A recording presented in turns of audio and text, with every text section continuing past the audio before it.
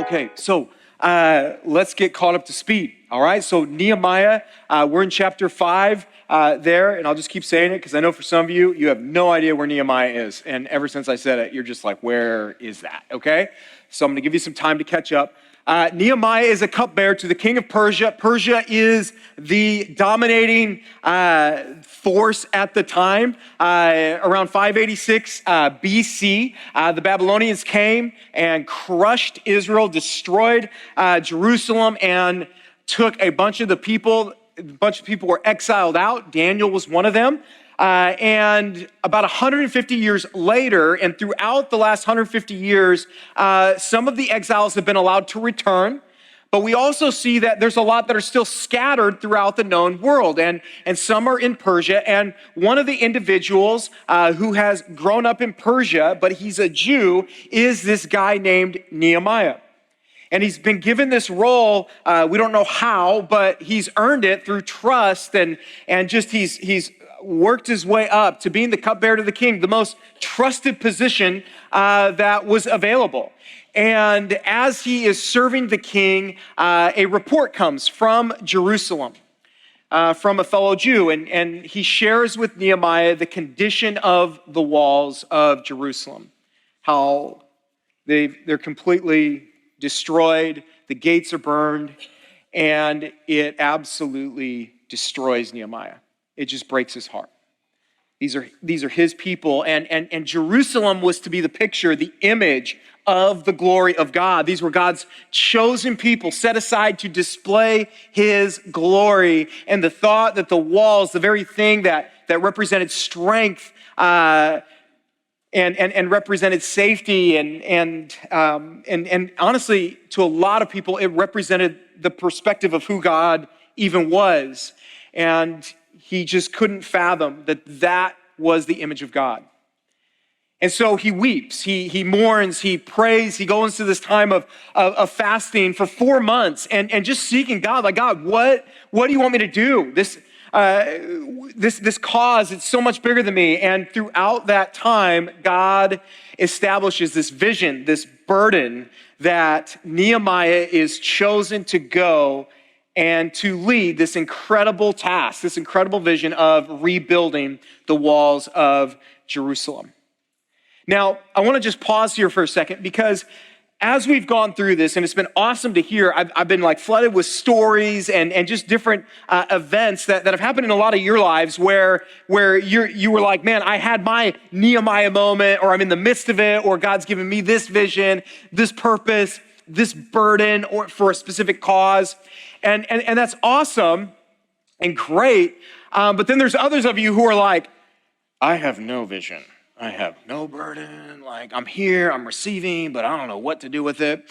And let me answer both of those questions. The first is this. If you're here and you're like, man, I love God, I just don't have any idea what my wall is or my thing, start with you. Start with you. Okay?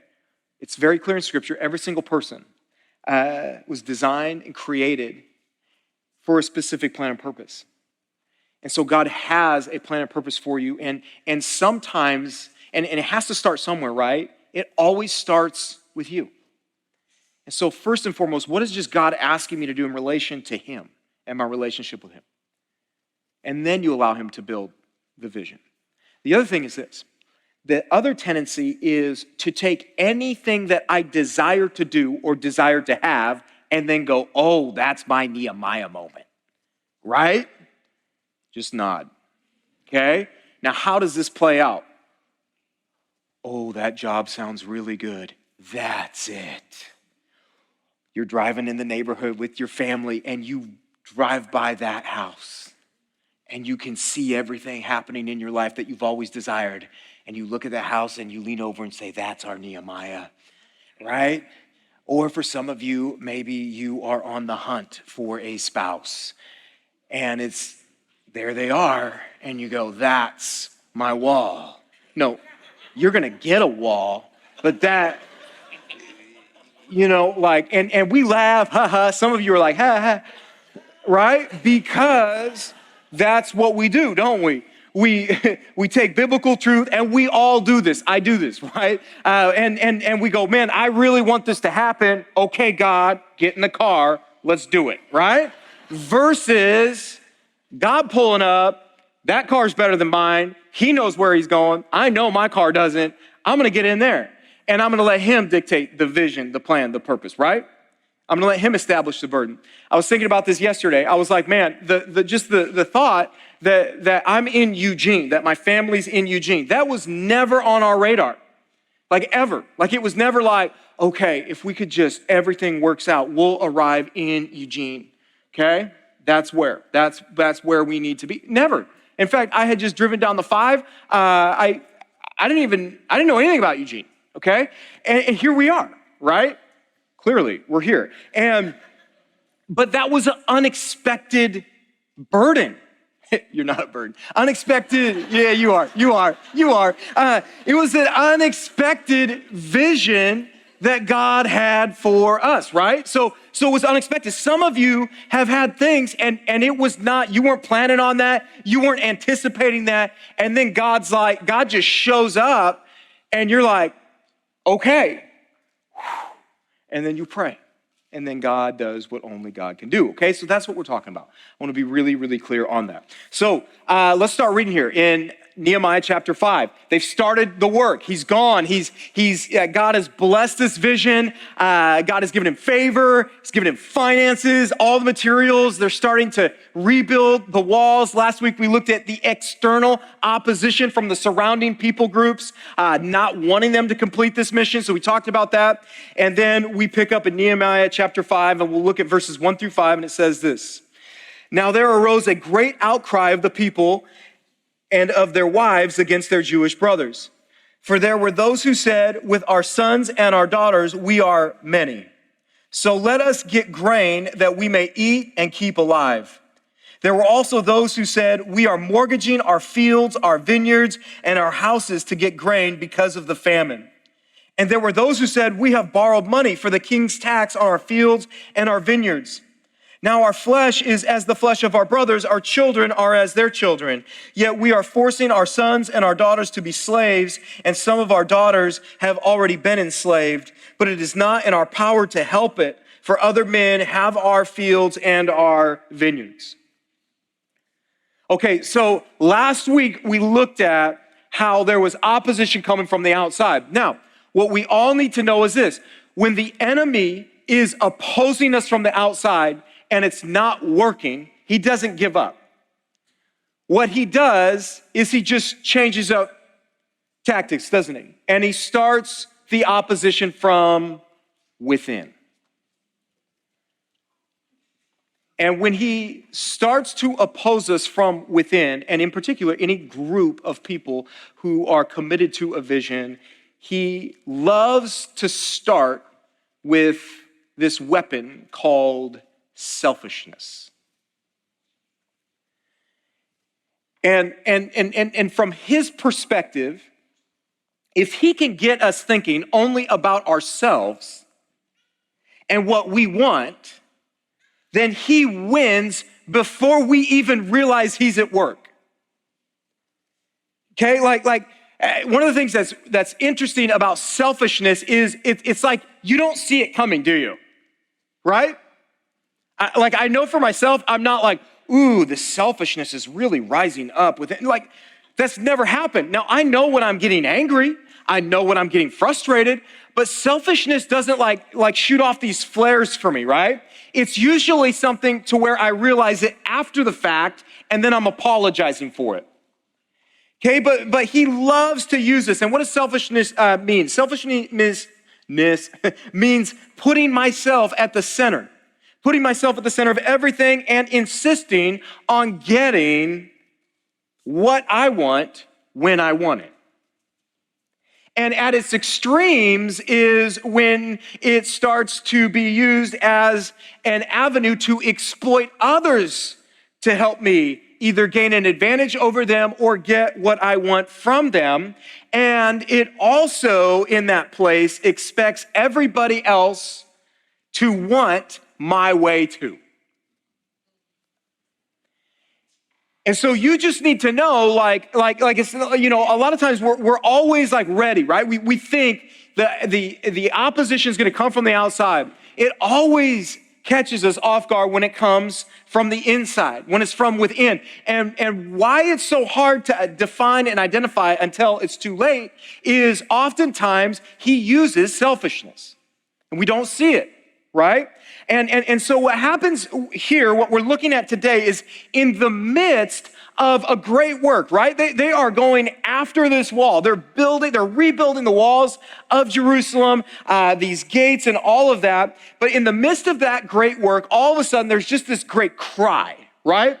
And what happens is all the people who have been working on the wall, they all approach Nehemiah with what?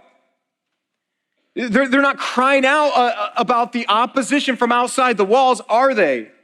All of a sudden, the opposition that they're crying out about to Nehemiah is about their own people. Now, what was going on? Well, first, there was a famine happening in that region, so they're running out of food. Okay, many of the workers, remember last week I talked about how in order to work on the wall, they had to sacrifice, right? They had to sacrifice. It wasn't like their other job, their lives, it wasn't like their lives just conveniently went on hold while the wall dominated their time, right? And so a lot of them, in order to work on the wall, neglected their fields. They neglected the jobs that they had before. For some, to deal with this financial pressure, they had to mortgage their farms and their homes in order to just buy food for their own families. They were also still obligated to pay this large tax to Persia. And so they're forced to borrow for that. Once their land was mortgaged, they had no choice but to mortgage themselves and then their children. And we see in ancient times, family members were often used as collateral. And so if a man couldn't repay the loan, his wife, his children could be sold as slaves. And the worst part of all of this is that some of the nobles and the city officials were profiting from this crisis. See, they had extra grain, right? They had extra grain to sell. They had money to lend to the people. But what were they doing? They were taking advantage of the people by loaning money at high interest rates and selling grain at inflated prices. Well, that sounds familiar. Old Testament that doesn't work for today. So these noblemen, these city officials, they're literally holding mortgages for homes, land, and farms. And most disgusting of all, they were accepting their own countrymen and their families as collateral. They were allowing their neighbors to borrow themselves into slavery. I mean, first of all, just the ethics, the morality of this are disgusting, but what they were doing was also a direct violation of the law of God. See, the law of Moses forbade charging interest of another Jew. They were not allowed to charge interest of their fellow Jews. In Exodus 22:25, it says, "If you lend money to any of my people with you who is poor, you shall not be like a moneylender to him, and you shall not exact interest from him." The law also forbade permanent slavery for unpaid debts. Okay? In Leviticus 25, verses 39 through 42, this is what it says. "If your brother becomes poor beside you and sells himself to you, you shall not make him serve as a slave. He shall be with you as a hired worker and as a sojourner. He shall serve with you until the year of the Jubilee. Then he shall go out from you, he and his children with him, and go back to his own clan and return to the possession of his fathers. For they are my servants whom I have brought out of the land of Egypt. They shall not be sold as slaves." Okay, so they couldn't do that. Right? I've heard before, oh, the Bible endorses slavery. I'm like, no, it doesn't. See, an Israelite who couldn't pay their debts, they could be hired as a servant, but not ever sold as a slave. And specifically as well, a fellow Jew could never be sold to a Gentile as a slave. Exodus 21:8, it says, if she does not please her master, who has designated her for himself, then he shall let her be redeemed. He shall have no right to sell her to a foreign people, since he has broken faith with her. Okay, so that's the law. That's very clear. You can't do that, right? That's against the will of God. And yet these nobles and these city officials are literally auctioning off fellow Jews and their families to the highest bidder. And when you look at how like God designed society and culture, specifically the nation of Israel, one of the reasons for the year of Jubilee that you heard me mention here, the year of Jubilee, the reason for it was to balance the economic system in Israel.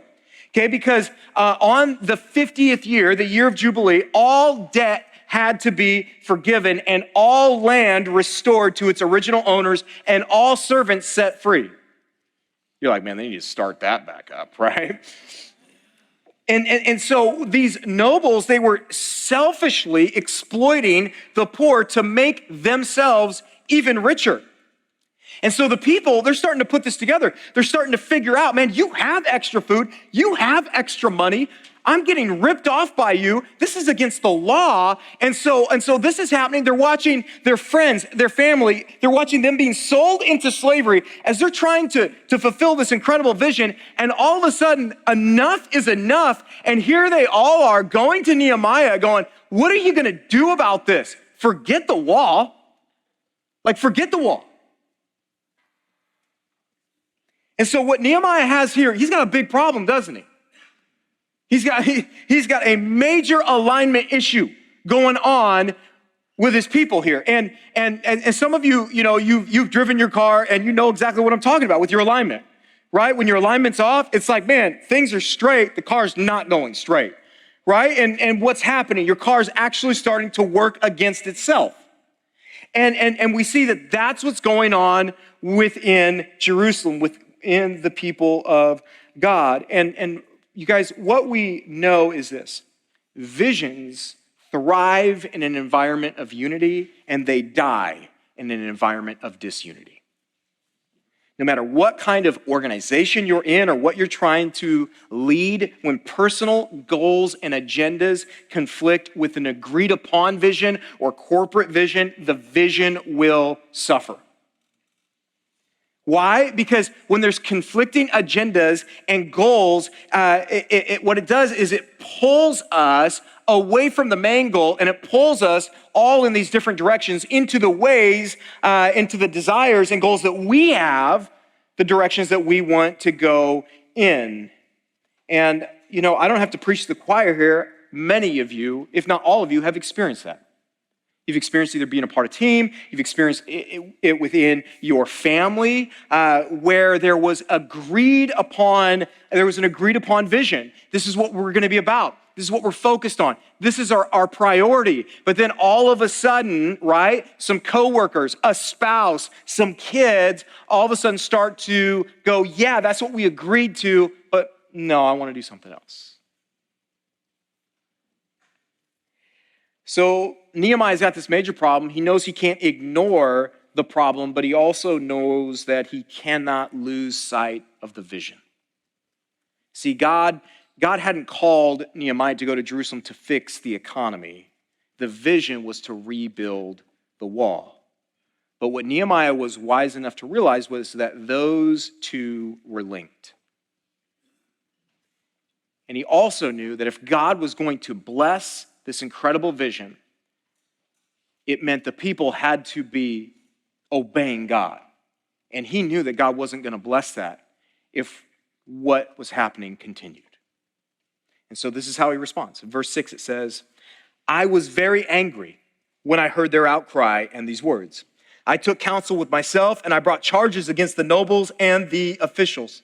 I said to them, you are exacting interest, each from his brother. And I held a great assembly against them and said to them, we, as far as we are able, have bought back our Jewish brothers who have been sold to the nations, but you even sell your brothers and they may be sold to us? They were silent and could not find a word to say. So I said, the thing that you are doing is not good. Ought you not to walk in the fear of our God to prevent the taunts of the nations, our enemies? Moreover, I and my brothers and my servants are lending them money and grain. Let us abandon this exacting of interest. Return to them this very day their fields, their vineyards, their olive orchards, and their houses, and the percentage of money, grain, wine, and oil that you have been exacting from them. Then they said, we will restore these and require nothing from them. We will do as you say. And I called the priests and made them swear to do as they had promised. I also shook out the fold of my garment and said, so may God shake out every man from his house and from his labor who does not keep this promise. So may he be shaken out and emptied. And all the assembly said, amen, and praised the Lord. And the people did as they had promised. Okay, so Nehemiah is understandably upset. He's very angry at what he hears is happening. Now, sometimes we go, man, am I allowed to be angry?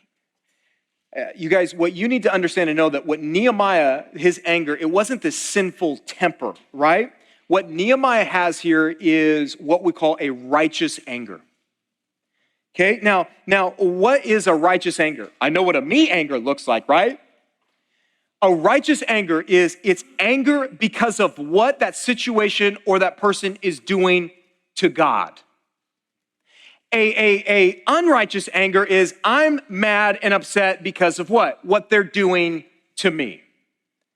So a righteous anger is all about God is the focus, and I'm angry because of what it's doing to God, to who he is, to his vision, to his plan, right? And so Nehemiah sees what they're doing, and he knows this is against the will of God. This is against God's plan for his people. They are disobeying him. And so it literally says how his heart consulted within himself. In other words, what it's saying here is he's getting control of his feelings and his thoughts before he addresses the people. Okay, in Proverbs 16:32, it says, whoever is slow to anger is better than the mighty, and he who rules his spirit than he who takes a city. Okay, so he's angry. It's a righteous anger, and yet he takes time to get his heart, his feelings, his thoughts in check before he deals with these people. Then he calls the people together, right? Calls them all together, and he's going to confront these nobles publicly. And how does he start when he addresses these nobles, these city officials? The very first thing he does is he reminds them that they are exacting interest from their own people. Like sometimes we just need to hear what we're doing, right? Because we don't process how evil it is. And so it just says, you're doing this to your own people. Like, what are you doing? You can't do this. This is against God's will. This is against God's law. Next, Nehemiah reminds them, and this must have been tough to hear. Next, he reminds them what? That he had just spent a bunch of his own personal money in order to what? To buy back the Jews who had been sold as slaves to Gentiles. So he goes, I have been, ever since I got here, buying them back. And you're now reselling them? Now I have to buy them back again? And then he tells them to consider what this is a witness to the surrounding people groups, the surrounding nations. What is the image of God based upon what they're seeing from us right now? Have you considered your witness? Have you considered how this distorts and destroys the image of God? Remember, these are God's people. He has set them aside to be a light. And we see this term here, we see this phrase, the fear of the Lord. And he's calling them back to a fear of the Lord. And guys, when we talk about a fear of the Lord, it's rooted in a desire to honor the Lord. The fear of the Lord, and when I hear it said, it's so often portrayed. It's almost like this slavery to this like master, and you're just afraid at everything. And if they ever are there, and all that, and there's just this fear, this panic, right? And sometimes we've heard sermons that's all it produced was like just panic, and you're terrified of God, right? And your whole mindset was, I just don't want you to get mad at me. Right? And that's how you left. That's how you lived your life. You guys, the fear of God is not that. The fear of God is this reverential awe of who God is. And it's literally, I have a clear perspective of who he is, a clear perspective of who I am, and I know that everything in me is created to bring him glory, to honor him, and to obey him. And it's not out of this like, oh my goodness, I'm gonna make a mistake. No, it's because of the love and it's this mindset of I want to honor my heavenly Father because I love him so much, because he's so great. It's not from this like fear, right? It's I wanna honor you because I love you, because of who you are. And so what he's doing is he's calling them back to this fear of the Lord. And to fear the Lord, you guys, it just means to seek God and to glorify God in everything we do. The remarkable thing about fearing God, wrote Oswald Chambers, is that when you fear God, you fear nothing else. Whereas if you do not fear God, you fear everything else. In Proverbs 19:23, it says, the fear of the Lord leads to life, and whoever has it rests satisfied. He will not be visited by harm. Okay? Some of you need to rebuild and reconstruct what fear of God has meant to you. And then Nehemiah shared with them, once again, what he was doing. How he was actually lending them money without charging interest. He says, I've been lending them money. He told them, you need to restore the interest. You need to give them back their property. And what's their response? They obey. They obey Nehemiah. And Nehemiah responds by saying, hold up. Let's make this official. Where's some priests? You're gonna deliver an oath before God. And so that's what they do. They make this promise before God that they are going to change and that they are going to honor him. And we see that Nehemiah concludes by shaking out the folds of his robe, symbolic of what God would do with these individuals if they didn't fulfill this vow. And we see that all of the people, as they're gathered together, they respond collectively with an amen. We agree. And then together they praise the Lord, it says, and the crisis was resolved. It's amazing how when you actually deal with issues and problems, how it can ultimately bring about praise. And here's what I just want to say. You guys, it's okay to have problems. We're all going to have problems. But it's not okay to ignore them. And how big they become will be determined by your willingness to address them. And I don't know about you, but I have this tendency, and I see this tendency in a lot of us, and it's this tendency to wait and to see if things will work themselves out, right? Oh, hold up. Let's just see if it works itself out. How often has that happened for you? Because I don't think it's ever happened for me, where it just works itself out. Hold on, let's just, we have 3 boys. Honey, let's just let them work this out. Doesn't happen. Something else happens. See, the longer we wait, the more complicated things become. And when it does appear that things have worked themselves out, what I've come to find out is that just means the problems have gone below ground. They're beneath the surface now. And when they come back to the surface, guess what? There's more people involved and there's more drama. There's more issues to be resolved, right?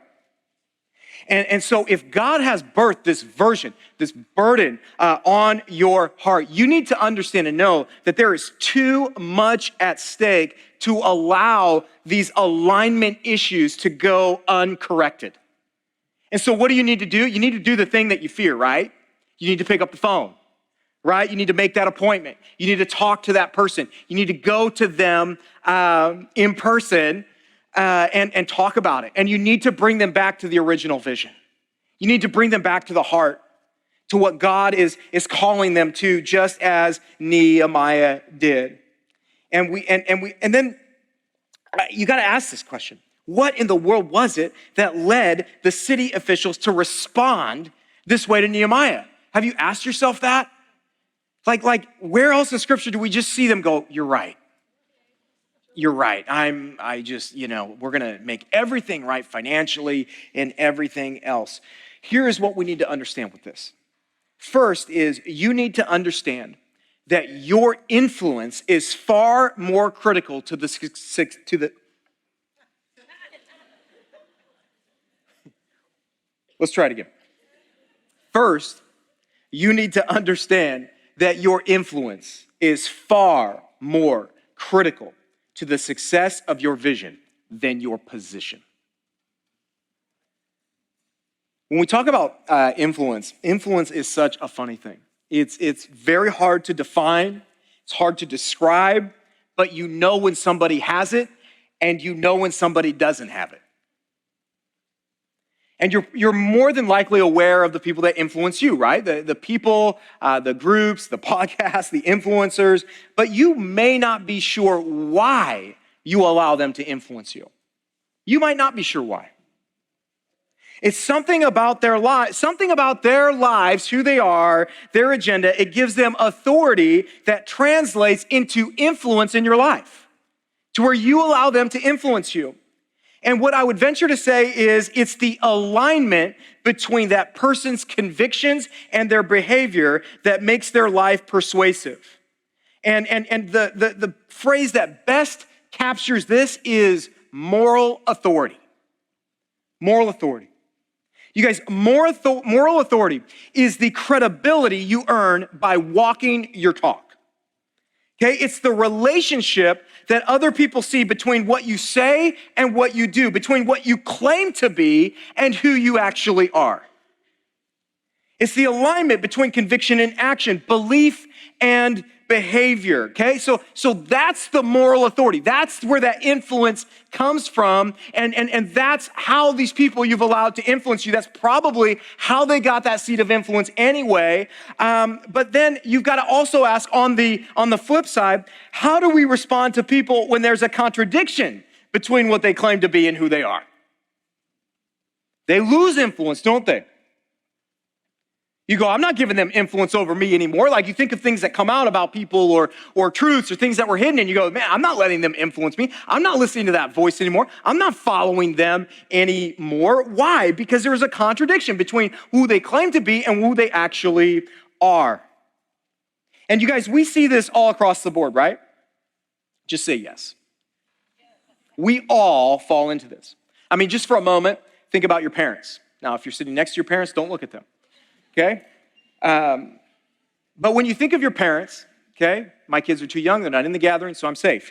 Do thoughts of your mom and your dad, do those thoughts elicit just feelings of respect? Once again, don't look at them. I want you to think about it, your employer, right? Whoever employs you, your boss. When you think of your boss, do you just feel this, man, I respect them? Same thing could be with your spouse. Don't look at them.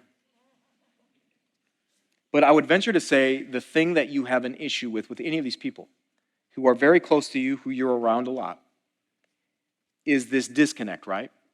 And you see it. And you're going to see it more because you're in their life a lot. So it's a huge issue for us.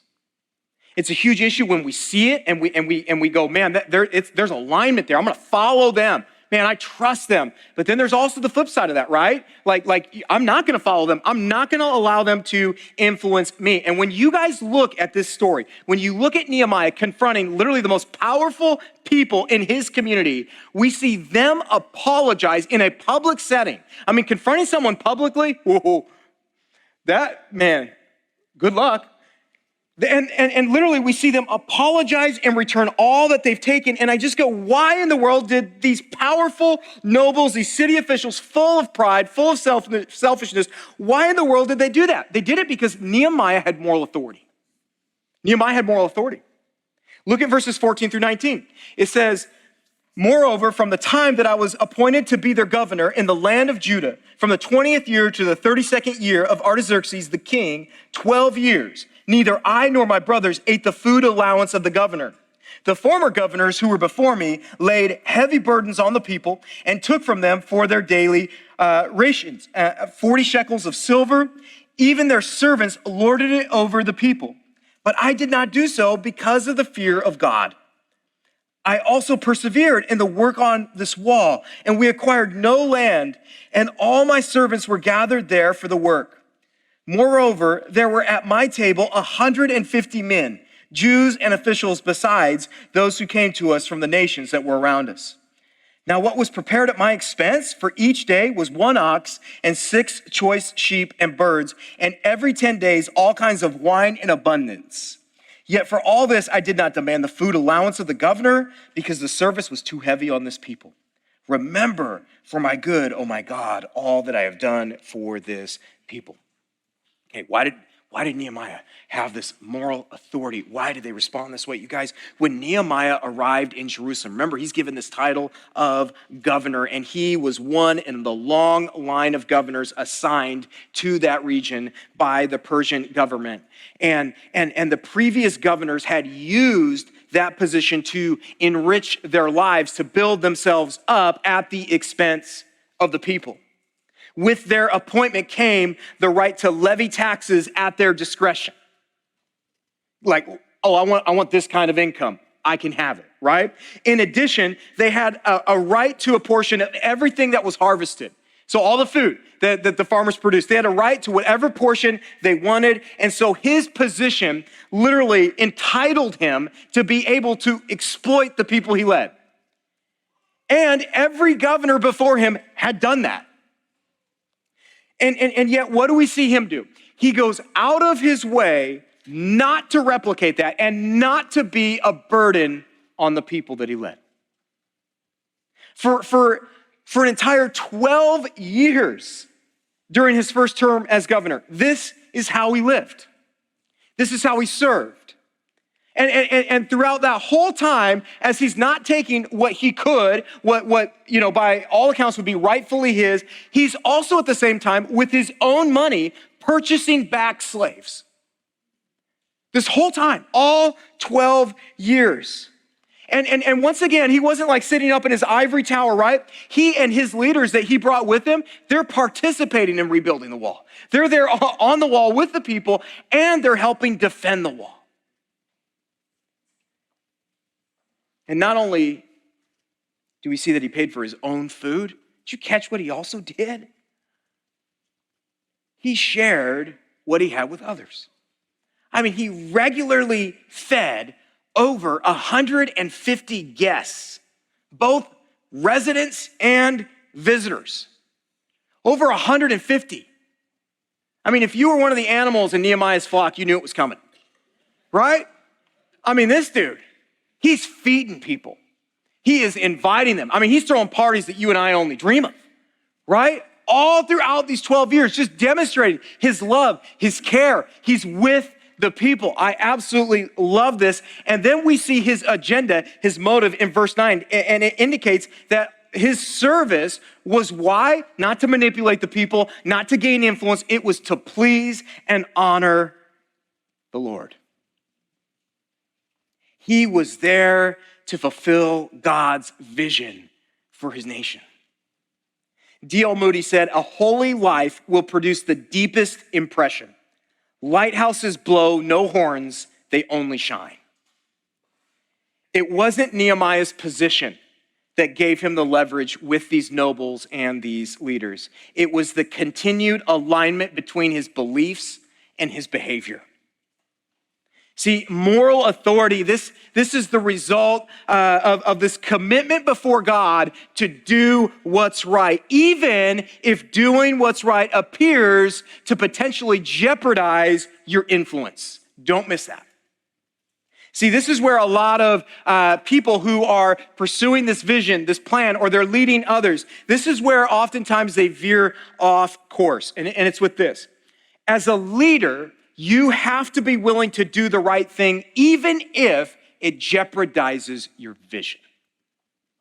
You're like, huh? That doesn't make sense. See, at some point, you are going to be faced with circumstances that on the surface will seem to dictate that you compromise ethically or morally for the sake of your vision. And the Bible's full of examples. Abraham's a clear example, right? Abraham has been given this vision, this plan, this purpose, right? It's clear. You're going to have all these descendants, right?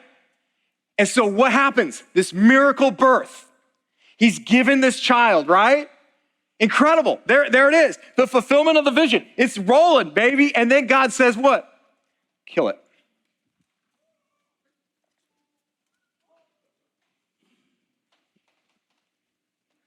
What?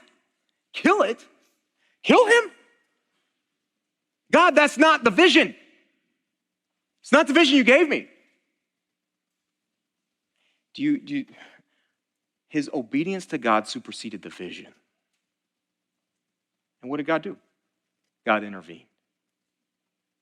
David, the same thing, right? David has been promised the throne. You're going to be the king, right? Well, who's in the way? Saul. Who's trying to kill David over and over again? Saul, right? And then all of a sudden, it's like Saul is just handed over on this silver platter to David. He is like in a porta potty in a room where David's at in this cave. And it's like, there you go. And David's people, his close friends are like, God is so great. Look at that. He's right there. Kill him. You're going to be king, right? There's the fulfillment of the vision, right? And no, it wasn't. His obedience to God superseded that. It was bigger than the vision. And you guys, you've got to ask, what is your ultimate allegiance to? Is it maybe this vision, this desired outcome that you believe God's calling you to, or is it just God himself? And guys, if it's a God vision, if it's a God purpose, if it's a God burden, he will intervene just as he did in those situations into your life, into your vision, and he will do whatever is necessary to make it come about. See, Nehemiah faced this incredible ethical dilemma, right? He's aware of these injustices that are happening. It's right in front of his face. They bring it before him. And then he's like, well, what do I do, right? Because to address this problem is to address the very people who have the power to derail the vision. Right? They've already stopped the vision right now. The wall's stopped. They're not working on it right now. And these power players, these influencers, they can destroy what I want to do. And so he's got this dilemma in front of him. What do I do here? What do I prioritize? And he took the risk, right? He confronts the leaders. And the why he did it is what's so important, right? He would not bend on his integrity before God. He would not bend on it. Everything was about the glory of God, everything, including his vision. And he's able to submit that at the feet of God. And so when you face a moral or ethical fork in the road, here's the question you have to consider. Would God lead me to embrace a vision that would force me to do something he forbids? I'll never forget my dad's quote. I've said it before, and it just sticks with me. My dad said many things, and this one has just never left me. My dad would always say, it's never right to do wrong to get a chance to do right. Obey God at all costs. Hold your vision, even if it's his, with an open hand and watch him intervene. Guys, I want to ask you a question as we close our time. When you think about the alignment in your life, the alignment of what you say, what you do, the convictions with the actions. Where are you at there? Talking about influence, this moral authority. What is this hitting on in your life? Is there disunity? Is alignment not there? And I would ask you to consider what that is, and I would ask you to address that today. I want to ask you, does your allegiance to God supersede everything else? To where no matter what happens, you trust him. He is so worthy, and he can handle whatever it is that you're dealing with or you're facing, but you have to trust him. And guys, I can't stress this enough. If the enemy is attacking you from the outside and it's not working, he is already at work trying to get you from the inside.